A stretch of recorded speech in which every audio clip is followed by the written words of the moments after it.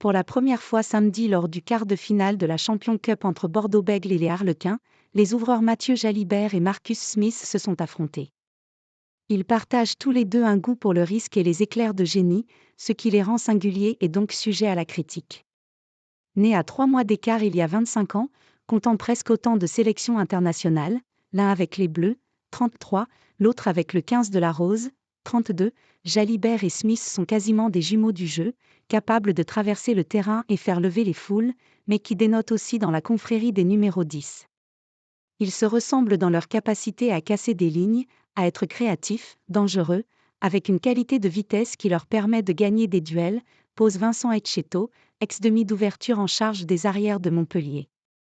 Comme ils ne se cachent pas et qu'ils ont un jeu spectaculaire qui se voit, ils ne sont pas neutres et comme tous les gens qui ne sont pas neutres, ils s'exposent encore plus aux critiques, estime le technicien Héroltais, qui reconnaît que, des fois, ils n'en font un peu qu'à leur tête. Jalibert, plus mature. En voulant à chaque fois jouer les duels, garder le ballon jusqu'au dernier moment pour voir s'il n'y a pas une petite brèche, on oublie parfois le bon temps de passe et les surnombres, détaille Etcheto. Ça ne me gêne pas s'ils sont décisifs. Par contre, quand ils se trompent, ce sont les premiers à prendre la foudre. Autre œil averti, l'ancien ouvreur international Christophe Lamaison apporte une nuance. Smith est un Jalibert d'il y a 2 ans. Le Jalibert d'aujourd'hui a évolué, il est plus mature, plus réfléchi, plus au service du collectif, comme on le voit au travers de l'équipe de France.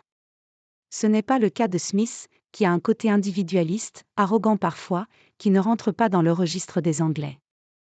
Dans un match de rugby, il y a des temps faibles et des temps forts et c'est au numéro 10 de les gérer, rappelle le finaliste de la Coupe du Monde 1999. Autant Jalibert sait bien le faire maintenant, autant je ne suis pas certain que Smith ait la maturité suffisante. Smith c'est les petits cochons. En équipe d'Angleterre, George Ford joue plus souvent que Smith car s'il a beaucoup moins de qualité d'élimination en 1 contre 1, il a la confiance de son sélectionneur au niveau de la gestion et la stratégie, confirme Etcheto.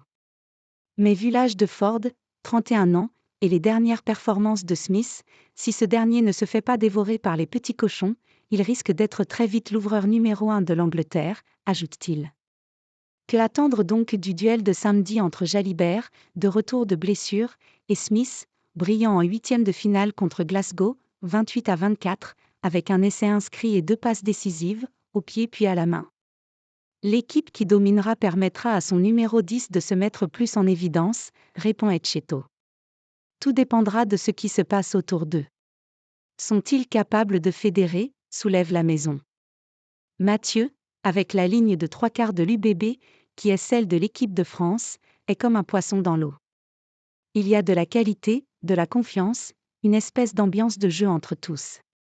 Ils sont capables de se trouver les yeux fermés. C'est un peu le summum.